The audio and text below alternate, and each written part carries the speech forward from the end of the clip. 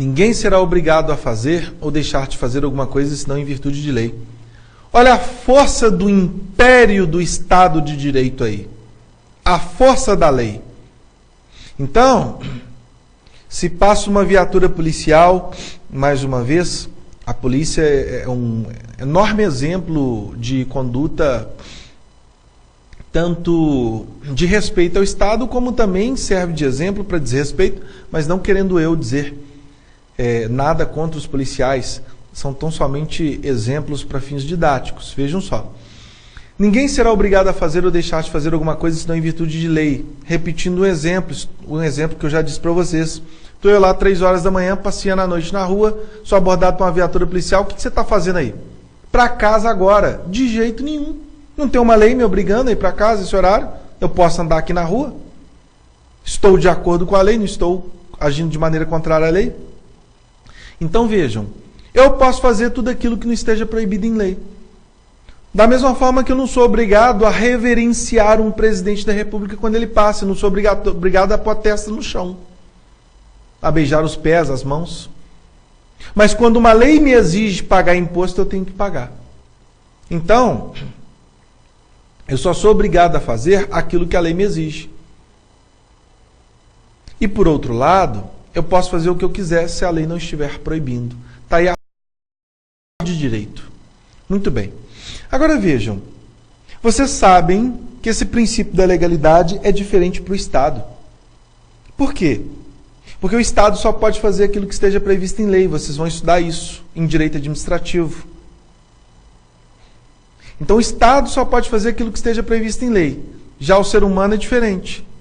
Ele pode fazer tudo que ele quiser e não esteja proibido em lei. Ele não é obrigado a fazer nada, a não ser que a lei exija.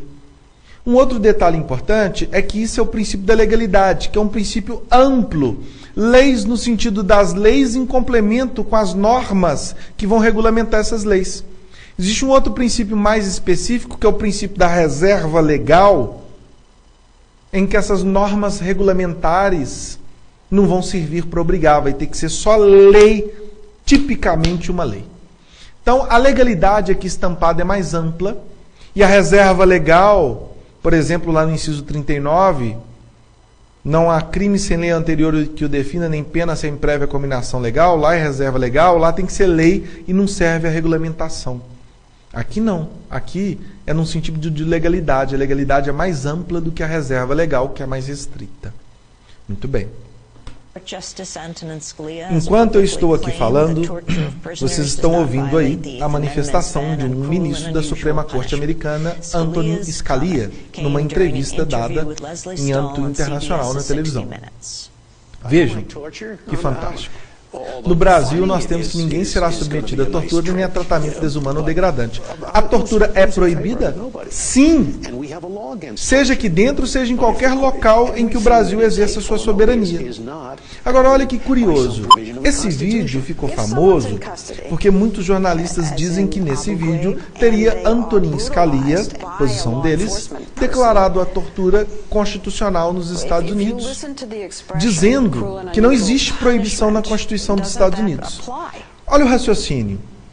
O Bill of Rights, que são os direitos e garantias fundamentais dos americanos, vai nos dizer, na emenda número 8, nor cruel or unusual punishment.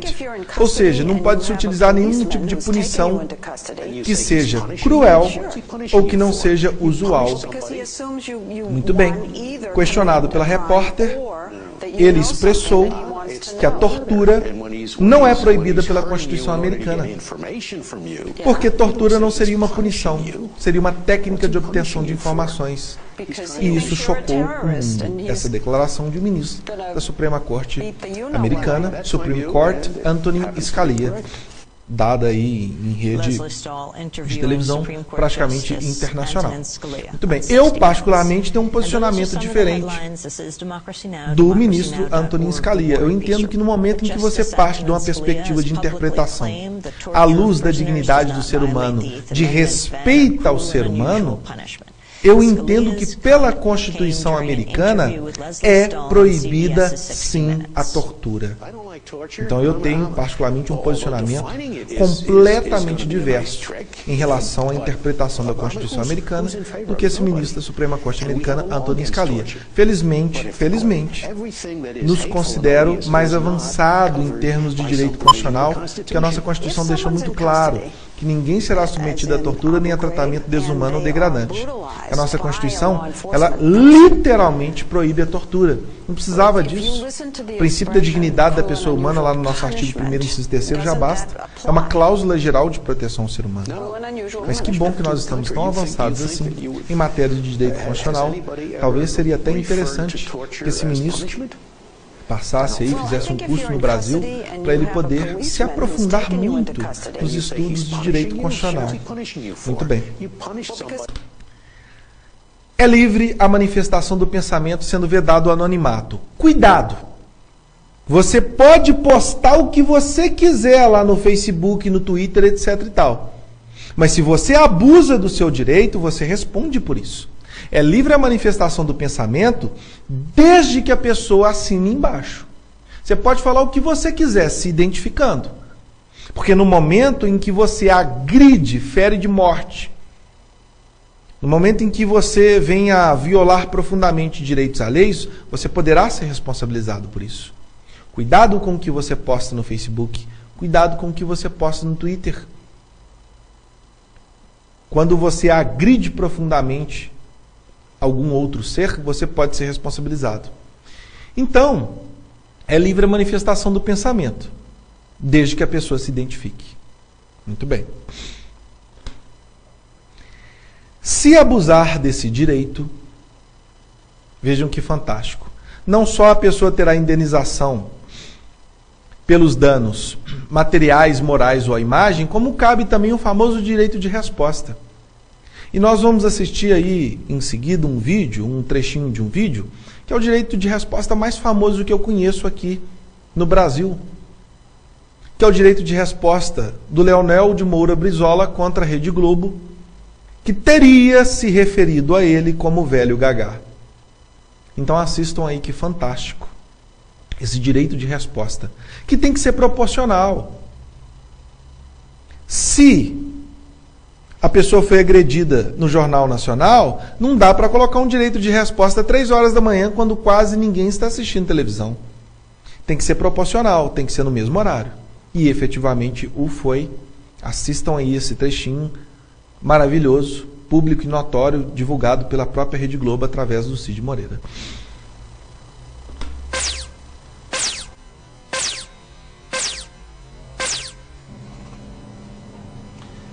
A decisão da Justiça garantindo ao governador Leonel Brizola o direito de resposta ao Jornal Nacional da Rede Globo foi um dos episódios que marcaram a televisão brasileira na semana passada. Mais do que um ato de justiça, esse episódio foi mais um capítulo numa longa luta de Leonel Brizola e do trabalhismo brasileiro, uma luta de coerência e de lealdade, que nós vamos ficar conhecendo melhor a partir de agora. Em cumprimento à sentença do juiz de direito da 18ª Vara Criminal da cidade do Rio de Janeiro, em ação de direito de resposta movida contra a TV Globo, passamos a transmitir a nota de resposta do senhor Leonel de Moura Brizola. Todos sabem que eu, Leonel Brizola, só posso ocupar espaço na Globo quando amparado pela Justiça. Aqui cita o meu nome para ser intrigado, desmerecido e achincalhado perante o povo brasileiro. Quinta-feira, nesse mesmo Jornal Nacional, a pretexto de citar a editorial de O Globo, fui acusado na minha honra, e pior, apontado como alguém de mente senil. Ora, tenho 70 anos, 16 a menos que meu difamador Roberto Marinho, que tem 86 anos. Se é este o conceito que tem sobre os homens de cabelos brancos, que os use para si. Não reconheço a Globo autoridade em matéria de liberdade de imprensa, e basta para isso olhar a sua longa e cordial convivência com os regimes autoritários e com a ditadura de 20 anos que dominou o nosso país. Todos sabem que critico há muito tempo a TV Globo, seu poder imperial e suas manipulações. Mas a ira da Globo que se manifestou na quinta-feira não tem nenhuma relação com posições éticas ou de princípio. É apenas o temor de perder o negócio bilionário que para ela representa a transmissão do carnaval. Dinheiro acima de tudo. Em 83, quando construía a passarela, a Globo sabotou, boicotou, não quis transmitir e tentou inviabilizar de todas as formas o ponto alto do carnaval carioca. Também aí não tem autoridade moral para questionar-me. E mais, reagi contra a Globo em defesa do Estado do Rio de Janeiro, que por 2 vezes, contra a vontade da Globo, elegeu-me como seu representante maior. E isto é que não perdoarão nunca. Até mesmo a pesquisa mostrada na quinta-feira revela como tudo na Globo é tendencioso e manipulado. Ninguém questiona o direito da Globo mostrar os problemas da cidade. Seria antes um dever para qualquer órgão de imprensa. Dever que a Globo jamais cumpriu quando se encontravam no Palácio Guanabara governantes de sua predileção. Quando ela diz que denuncia os maus administradores, deveria dizer sim que ataca e tenta desmoralizar os homens públicos que não se vergam diante do seu poder. Se eu tivesse as pretensões eleitoreiras de que tentam me acusar, não estaria aqui lutando contra um gigante como a Rede Globo. Faço-o porque não cheguei aos 70 anos de idade para ser um acomodado. Quando me insulta por nossas relações de cooperação administrativa com o governo federal, a Globo remorde-se de inveja e rancor e só vê nisso bajulação e servilismo. É compreensível. Quem sempre viveu de concessões e favores ao poder público não é capaz de ver nos outros senão os vícios que carrega em si mesmo. Que o povo brasileiro faça seu julgamento e, na sua consciência lúcida e honrada, separe os que são dignos e coerentes daqueles que sempre foram servis, gananciosos e interesseiros.